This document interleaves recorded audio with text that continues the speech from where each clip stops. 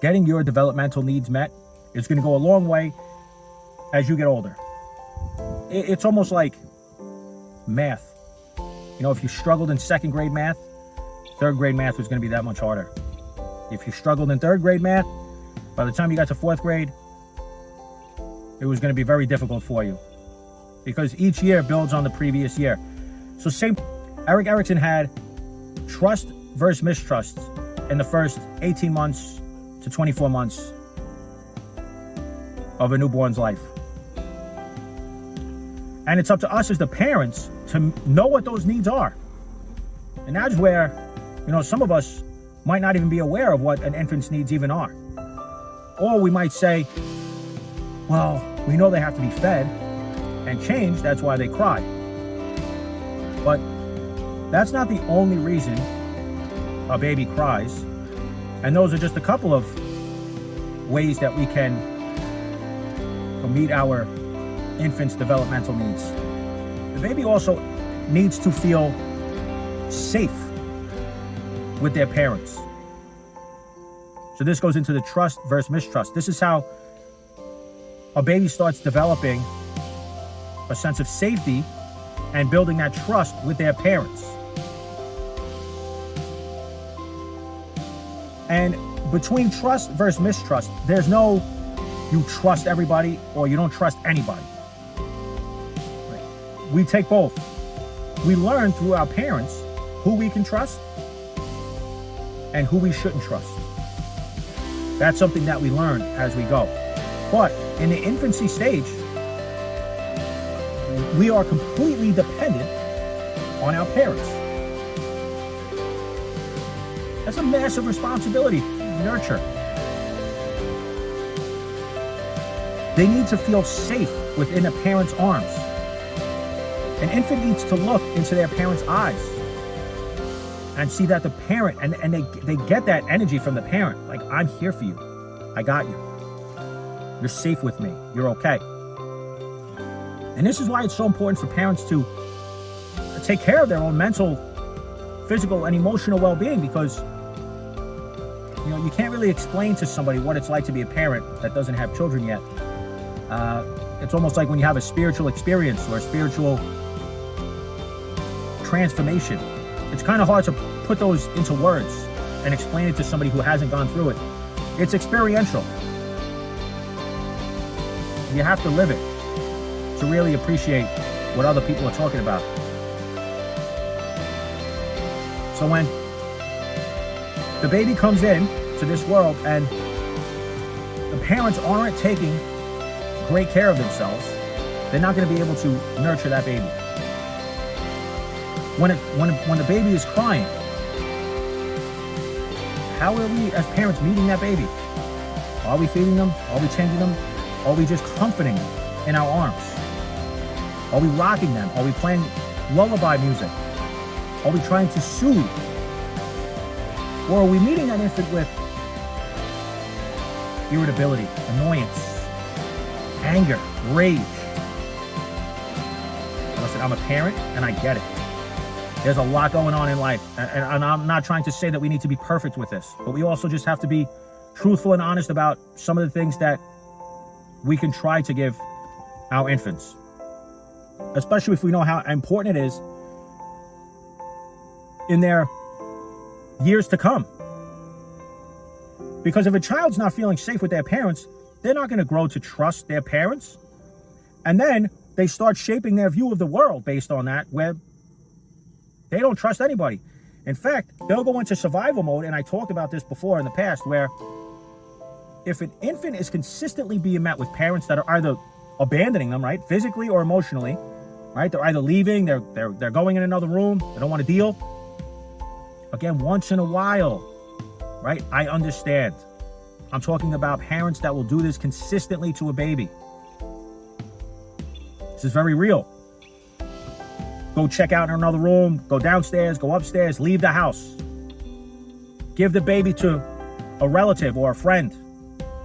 They just can't handle it. The baby is experiencing that as a sense of loss, as abandonment from their parents, who are supposed to be the one and only that are nurturing them and taking care of them. When an infant is not getting that from their parents, they're already starting to shift into a fight, flight, or freeze survival mode. Although it's really trying and your sleep is disturbed, you're probably working a lot. We have adult issues like finances. We're trying to make a marriage work, right? They always say, oh, you got to plan date nights and you got to, the marriage got to come first. There's so much going on. But one of the things I learned was that when my son was crying out and I would feed him and give him his bottle, if I could just shift in that moment of being like, oh, here we go again with the crying, always crying, and just think, I'm giving life to this infant. I'm nurturing my son in this moment. My son is feeling so safe with me right now.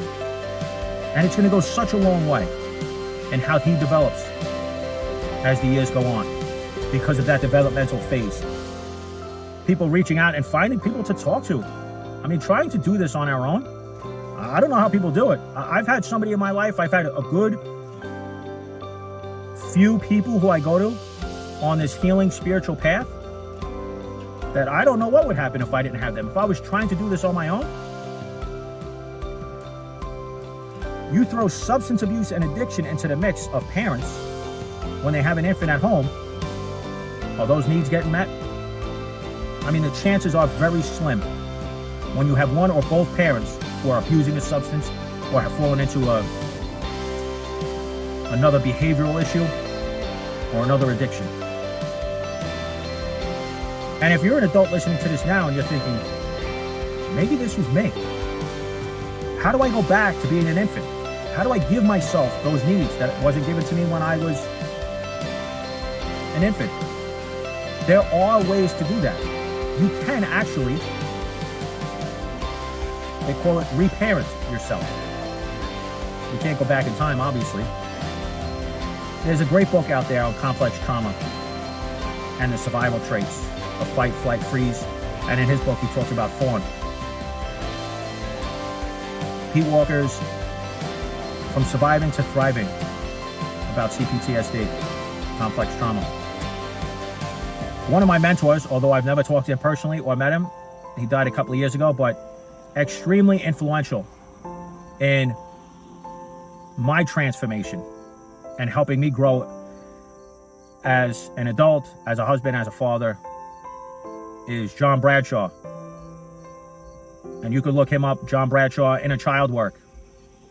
I mean, hands down, I love him. Just great stuff. Check him out. You don't like trauma, we don't have to use trauma. I know it's a hot buzzword, and some people are like, oh, here we go with the trauma. This guy's trauma, and everybody's traumatized now. I get it. Let's take out trauma. Let's just put in, unhealthy coping behaviors. Let's put in problems or the word issues. All right? I'm not trying to get hung up on the wording we use. Okay? I want to make sure people are getting a message that they can get help. That there is a lot of hope. And so if some of these words are disturbing for you, don't just disregard the whole message. All right? There's ways we can work around certain words. If you could go back into those infancy years and meet your needs, would you? Are you open-minded enough? Right? Because even as I'm sharing this, some of your thoughts got to be like, no, I'm not doing this. What is he even talking about? How am I going to go back into my infancy stage? Like, what is that going to do? Unfortunately, that's where belief comes in, right? Listen, when you start knocking back a couple of cocktails, do you believe that it's going to get you to a certain place? You do, right? You know it's going to work. Is it the first beer that's doing it? Of course not. The first beer is not the one that's, get you tipsy. The first beer isn't the one that's getting you, all social, and now you're this social butterfly. It's not the first one. But you trust the process. You know that when you have that first drink, you'll get there. It'll take time, but you're going to catch that buzz. You're going to be feeling good. You're going to be feeling nice. And you trust that. You have belief in that. I'm asking you, when it comes to this, you're not going to know, right, what the 12th beer is going to be like. Right? But you got to start in the beginning. And trust, right, as you go through this process, you'll start feeling those changes, just like alcohol does to somebody. When you start feeling those changes, and you're like, it's undeniable. I know it is for me in my life.